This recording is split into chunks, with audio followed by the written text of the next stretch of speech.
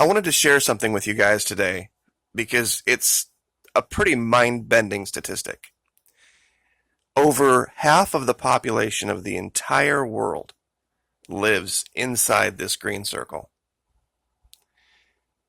There are more people alive today inside this green circle that has India, China, Japan, Indonesia than were alive in total when I graduated high school.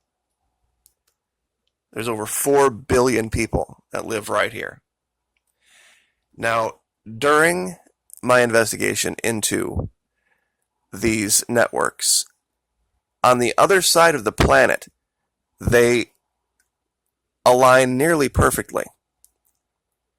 But on this side, finding anything is nearly impossible.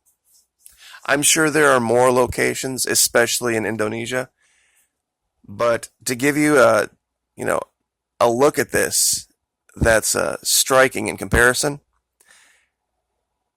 the networks in Africa are absolutely perfect in their symmetry. It's very clear that whoever created these networks did so beginning in Africa and South America. Now, through time, continental drift, seismic activity, some of these just aren't going to line up perfectly. I truly believe that this network was in place before South America and Africa split. I think the network, there's one I haven't spoken about a lot in Sierra Leone, and I just want to show this real quick. Once again, it's just a very, very out of place stand of trees. And this would really make sense, because if it truly was a Stargate network where people were coming and going and there was an advanced race that wanted to do so out of the direct eye line of maybe different societies that weren't as advanced, they would need some place like this. I think it explains the strange stand of trees in Easter Island.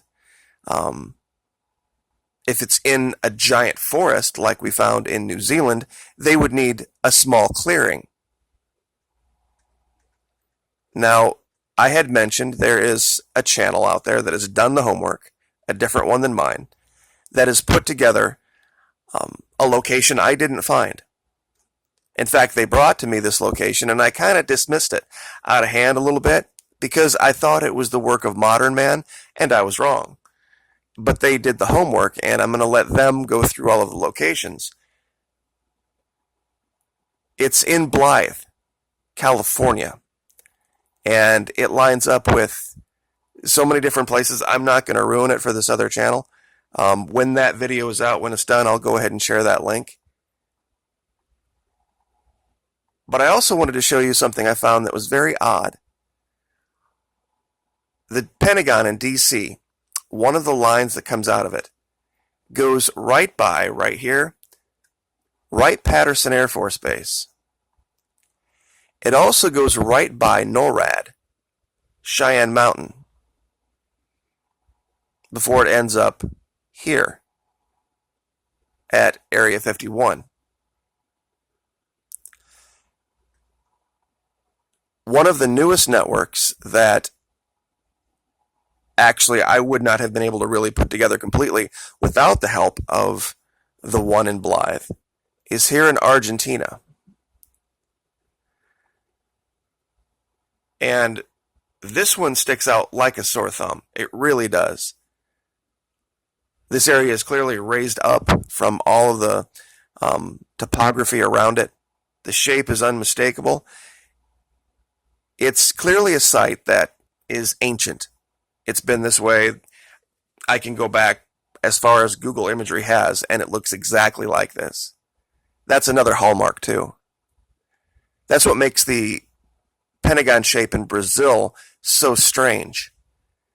I think, my opinion, there are governments that have been aware of this network for a long time, and they've correlated all this, and they've put together their own hypotheses, and they said, for this to work, we need to have a location at this point. And when you see how it all correlates, if this wasn't here, there'd be a giant hole in the network. And I want to show this real quick. Because when you look at it like this, with this imagery, you're like, what's there? I see this little clearing over here, but what's going on? I think that's why they cleared this out. I really think they're looking for something here. And I very much doubt after this point we're going to get any imagery of the digging or the activity that goes on here. I really think this is why DC leased the Alcantara missile base from Brazil. Because it's just completely out of place. And this is where everything started. People have asked, how do you find these locations? Or how did you just end up randomly finding this Pentagon? Well, it had to do with something that was in the mainstream media, the Space Force. It's been one of these things that's been talked about for the last couple, 2-3 years. And as part of that effort, this is the Alcantara missile base in Brazil. And it's one of the most important locations to the Brazilians. And so it's not been widely reported. I think they're trying to keep it as quiet as they possibly can. But another strange feature that really had me scratching my head was all roads seemed to lead to Greenland, Iceland, pardon me, this region up here. I knew there had to be one in Greenland, and I've been able to finally find it. And what made this one so hard to find was that I was thinking a little bit two-dimensionally. There's been a lot of course, geographic upheaval since this network was put in place, and this particular one is actually on a vertical surface.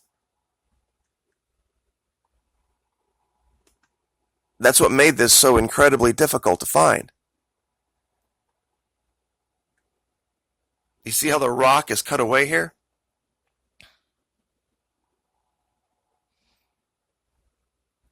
It's a pretty unmistakable shape. And the most damning part about this location, is that there are 3 separate lines that intersect at this exact point. No lie. It's incredibly remote. I guess it's near the water. This little place called Nanortalik, Nanortalik. It's right here on the tip of, the southern tip of Greenland. And perfectly straight line from DC to that location, to our location in Iceland, continues on and intercepts, and I'll show this one again because this is another one of the most difficult ones to find. The one in Iran. There's kind of a lake in the middle of it, but for some reason, the rock, the sand, the dirt, whatever this is out here, completely different in this region in the shape of a pentagon.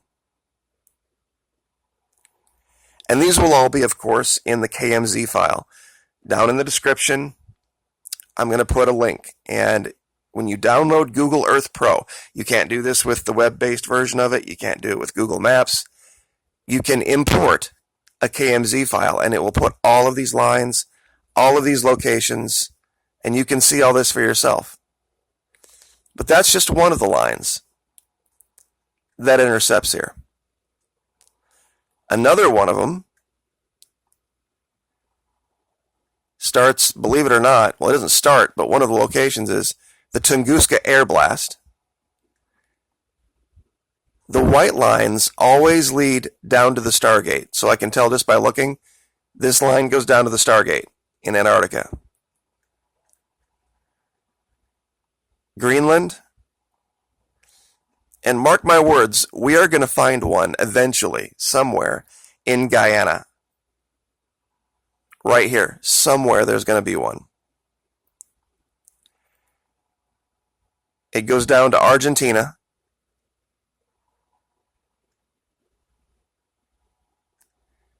And then continues on down to the Stargate and right through it. And like I had said earlier, what I alluded to, I am sure there are locations out here, but they are going to be needle in a haystack.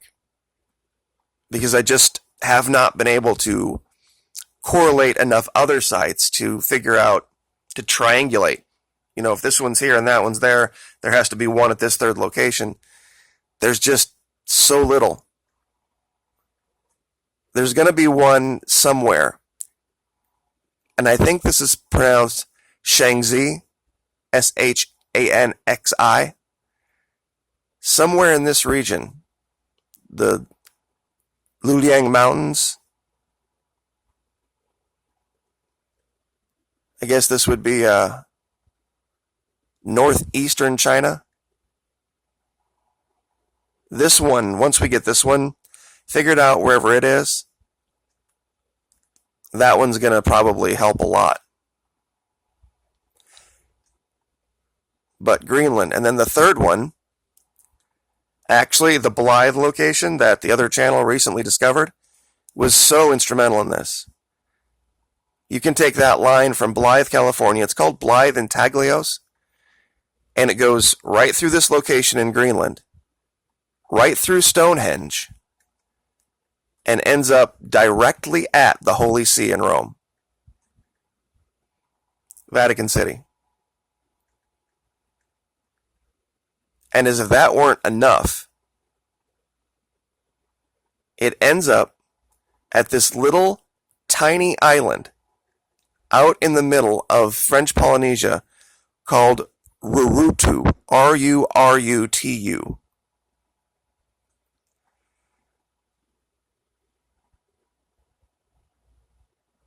And this one is an incredibly difficult one to see. And I'm going to try to show it. There is an area here. It's darker. It has kind of a border here. And for some strange reason, there is this break in the trees up here. It starts down here. And what initially brought me to this location was actually this other line. This location is probably just as important as the one in New Zealand that we uncovered that lines up the Holy See, the Temple Mount. It's an incredible find, that one. But once again, if someone has a good explanation for this, a better one, I'd love to hear it.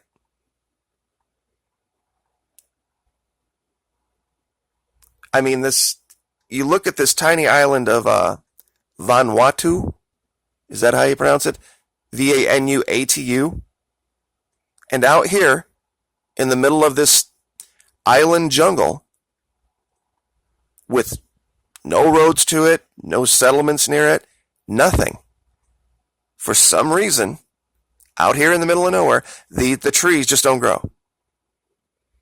This isn't a logging site. This isn't somebody trying to make a new place to live. I mean, there is just nothing out here. And you can do this with the historical imagery on or off. There's a little settlement over here named Penaroo, but it doesn't even look like there's a road up there. And then once again, it correlates with two other sites on top of that. One goes right through Fiji. Another one goes down to This place called the Ballin Seamount. Some of these locations are submerged, for sure.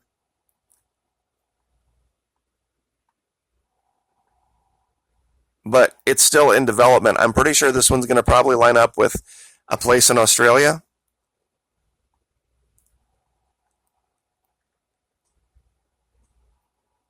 And I'm also looking into a location on Nauru Island. It's the Pacific, and Asia is going to be a tough one. It's going to be a very difficult, long slog to get all of those locations. It's not going to be like what we found here in North America and Latin America and Africa. But it's very clearly an African network. This is where it began. Because everything here lines up seamlessly. But I will leave it there. The last thing I want to leave you guys with is watching the issue go on in the Bahamas. Now, I'll say right up front, this is going to set you back a pretty penny. But what you would have the ability to do with this would be nothing short of miraculous if there ever were a time when here in the States we would face something like what they're facing in the Bahamas. On the right is a Kodiak solar generator and solar panels. Basically, it acts like a regular generator. It just uses solar energy. What you're looking at on the left is a newbie air-to-water generator. And basically what it does is it takes the moisture out of the air, filters it, and turns it into clean, drinkable water. So basically the idea is this: from sunshine and air only, you could get an unlimited supply of clean, fresh drinking water. And that's all you'd need. Sunshine and air. The sun, of course, runs the solar panels, powers the generator. You can then plug the air-to-water machine into it, and it will then pull the moisture out of the air and turn it into drinkable water. Now, the two combined, it's a few $1,000. But it would be life-changing, life-saving. You don't need any gasoline for this. You don't need any other thing other than just the sun and the air with these two pieces of technology. And what's going on in the Bahamas right now is horrible. It's absolutely horrible. Something like this would be, if they had this on a large scale, would save so many lives. Even having the desalination units from our big aircraft carriers and ships that we have in the Navy, very, very difficult to get it bottled up, get it on shore and delivered. If they had units like this all over the islands, they don't, but if they did, they could mitigate so much just with clean, fresh water. And like I said, I know this isn't available financially to everyone, but if it's in your power to do, have at least one of these, if not both. You would be, in your survival group, you would be the critical link. Because you could, like I said, unlimited solar power, turning... This is what they were talking about in Star Wars, believe it or not. The very first Star Wars, Mark Hamill, the young Luke Skywalker, on the planet Tatooine that had the two suns, the very first scene, he was working on these air condensers with his Uncle Owen. They were basically harvesting water out of the atmosphere and then using it to farm. And that's basically what this is, and you have this ability to have this in your home. It's pretty amazing to see how far technology has come. But anyway, 20 minutes. Like, share, subscribe. Thank you so much for your patience. I really appreciate it. Like I said, KMZ file down in the description. You can have all the locations and look at them for yourself. Thank you very much.